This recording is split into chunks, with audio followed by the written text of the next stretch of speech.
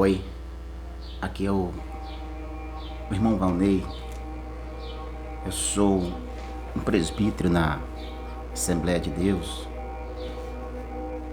e estou mais uma vez aqui para compartilhar uma porção da Palavra de Deus no meu canal do YouTube, Teologia Livre, Bíblica e Pentecostal. E eu queria falar nesses breves momentos sobre um versículo que se encontra em Mateus capítulo 7, o versículo 6, que é um versículo assim, aparentemente enigmático, né? Ele está dentro de um contexto que não é tão difícil de compreendê-lo pelo texto e contexto, mas a gente pode criar assim muita teoria em cima desse versículo. Mateus capítulo 7, versículo 6, que diz assim a palavra de Deus: não deis aos cães as coisas santas, nem deiteis aos porcos as vossas pérolas. Não aconteça que as pisem e volte-se vos despedace. Essa palavra aqui ela é complicada, esse versículo, por causa da ordenança que nós temos de evangelizar, de falar de Jesus. Aí fica assim, um critério. Como que eu não posso pregar para certo tipo de pessoas? Porque o próprio Jesus, a Bíblia em si, compara eles como cães e como porcos. E como que eu faço essa identificação dessas pessoas que agem dessa maneira para que eu me abstenha de pregar-lhes a palavra? Bom, em primeiro lugar, Jesus não mandou nós forçarmos ninguém a ouvir a pregação do Evangelho. Isso não existe. Houve um período na história da igreja que era chamado de... ficou conhecido como o período das trevas, em que o evangelismo era feito na base da espada. A igreja estava sob o domínio até mesmo de reis. E tinha uma vastidão de guerreiros submissos à igreja que forçaram pessoas na marra. Ou eles se convertiam ou morriam. E não era uma morte qualquer não, era debaixo de tortura até confessar o nome de Cristo. Uma coisa absurda. E às vezes a gente parece até que está vivendo esse tipo de tempo. Mas Jesus não mandou a gente forçar ninguém a nada. Quando ele fez aquela comissão que ele enviou os 12, depois ele fez mais uma comissão e enviou os 70, há uma palavra dele para esses dois grupos, que quando chegasse no lugar, era para eles baterem palmas, e se eles fossem recebidos, eles entrariam na casa e pregariam o evangelho. Mas se eles fossem rejeitados, era simplesmente virar as costas, sacudir o pé, como sinal de testemunho contra a rejeição, e ir embora, seguir em frente. Não é para brigar, não é para forçar, né? O cristianismo não é uma imposição. Salvação é um ato de amor e de misericórdia que deve ser correspondido pelo ser humano. Ninguém é obrigado a virar crente. Não é porque eu virei crente que eu tenho que forçar as pessoas a serem crentes. Então isso aqui você já entra num campo evangelístico, missionário, ou numa missão urbana, como é o caso que a gente participa, de evangelizar as pessoas, no setor de trabalho, dentro da nossa parentela, com essa visão. A gente não pode forçar ninguém a nada.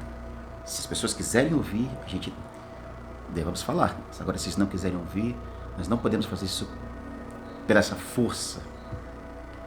Porque esse é um amor que tem que ser correspondido por meio do arrependimento e da conversão. Não por meio de ameaças. Mas, voltando aqui ao raciocínio do versículo 6 do capítulo 7 de Mateus, quem são esses cães? E quem são esses porcos? Então a gente vê assim a figura do cão. O cão é um animal, por mais que as pessoas gostem, né, esses cachorrinhos lindos. Nós estamos numa época tão em que os animais têm uma valorização muito grande, mas os cães têm um costume, por exemplo, eles vomitam e comem o próprio vômito. O porco é um animal que você pode dar um banho nele, você pode limpá-lo da melhor maneira possível, ele vai buscar se sujar de novo, porque essa é a natureza dele. Esse é o que dá satisfação para ele. Dentro de um termo bíblico, no contexto geral, existem várias maneiras de você interpretar dentro da Bíblia a questão do cão. Talvez alguém aqui se lembre da mulher Ciro-fenícia que foi até Jesus para poder pedir uma bênção em relação à sua filha. E Jesus falou que não era lícito tirar da mesa dos filhos e dar aos cachorrinhos. Aí aquela mulher se humilha e recebe a bênção. Ali, as nações que não são israelitas são conhecidas como essa questão de cães, nações imundas, de acordo com as regras do Antigo Testamento. E até porque essa mulher também era descendente de cão, lá da parentela de Noé. Mas ela não se enquadra aqui nessa questão aqui por causa da atitude dela. Ela buscou, ela se humilhou, ela adorou, e no caso a última ação foi a humilhação. Apenas como nação ela estava debaixo dessa palavra, mas ela em si como pessoa não era o que se enquadraria aqui dentro dessa questão de cão. Aí o Senhor Jesus só usou uma terminologia da época que se empregava a pessoa semelhante a ela, mas ela correspondeu de uma outra forma, com humildade. E isso fez com que ela recebesse a bênção do Senhor. Então,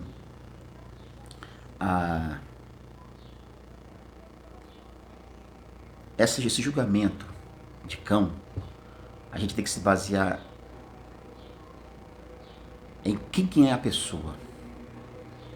Tem pessoas que são escarnecedoras, zombadoras. Na Bíblia, na visão bíblica, por exemplo, o apóstolo Paulo, ele chama muitos obreiros de cães. É que tem um detalhe que muitas vezes a gente pensa que o cão é só o cara do mundo. E que aqui eu falei sobre evangelismo. Mas no capítulo 7 não significa estar falando de evangelismo. Tem muita gente que já tem uma biblinha debaixo do braço, usa terno e gravata, alguns irmãos de cabelo grande, saião, dentro daquilo que as pessoas chamam de doutrina, mas que tem uma vida que não corresponde àquilo que o Senhor requer da gente. Não corresponde.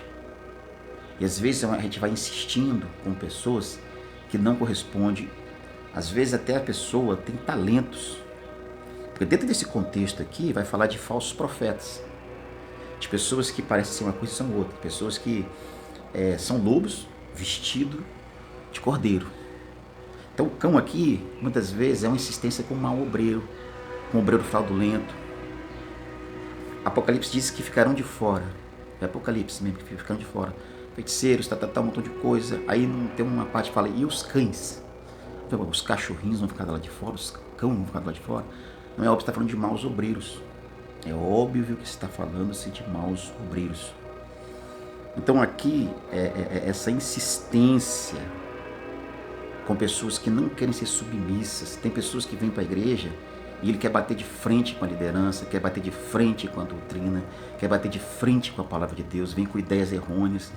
Há poucos dias, quem acompanha rede social, mídia, de pregação e tudo, viu um pastor falando que a Bíblia, ela está toda errada.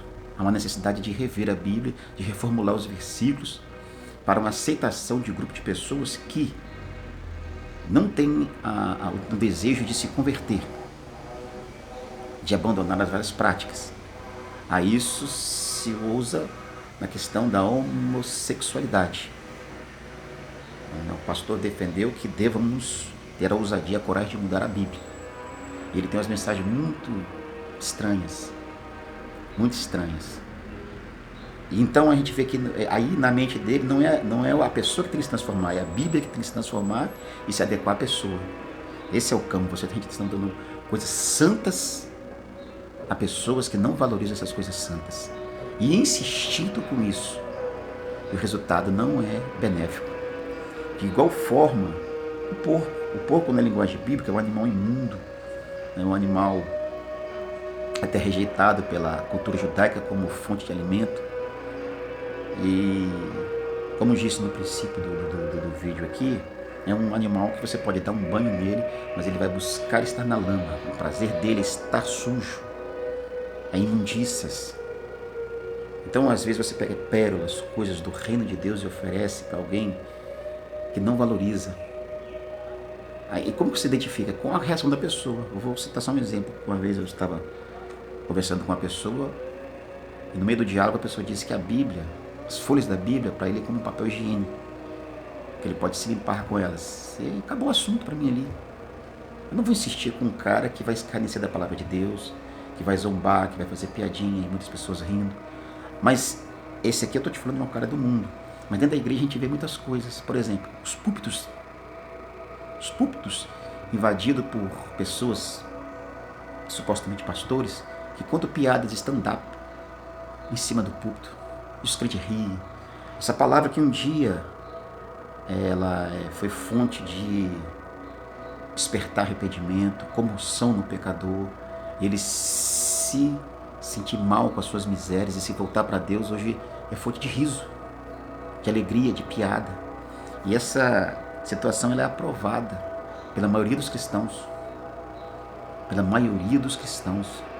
A gente vê pregadores famosos, contadores de piada, de púlpito, vídeos na internet de gracinhas, as pessoas zombando de línguas estranhas, zombando de várias coisas.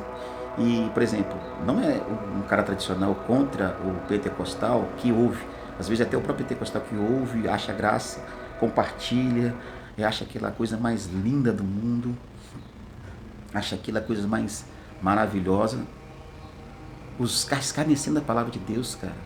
No Salmo 1 diz que bem-aventurado é aquele, é o varão, bem-aventurado é o varão que não se assenta no caminho dos ímpios, não aceita conselho dos pecadores.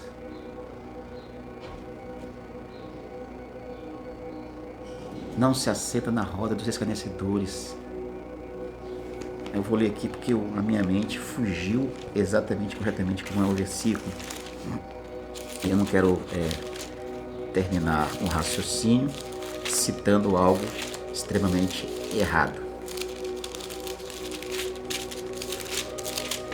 Salmo 1, primeiro verso diz assim: bem-aventurado o varão que não anda segundo o conselho dos ímpios, nem se detém no caminho dos pecadores. E essa era a parte que eu queria falar. Nem se assenta na roda dos escarnecedores.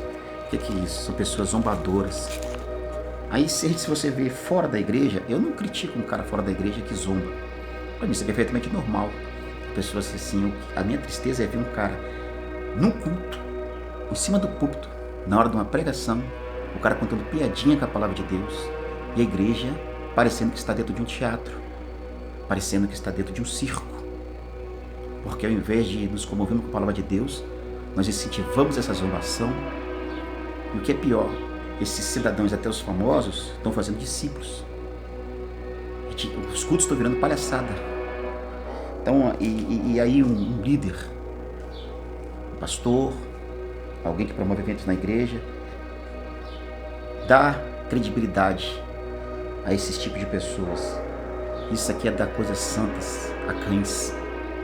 Isso aqui é dar pérolas para os porcos. Nem sempre será uma coisa do mundo, muitas vezes é dentro da igreja mesmo. O exemplo tem que vir de nós, tem que começar lá dentro.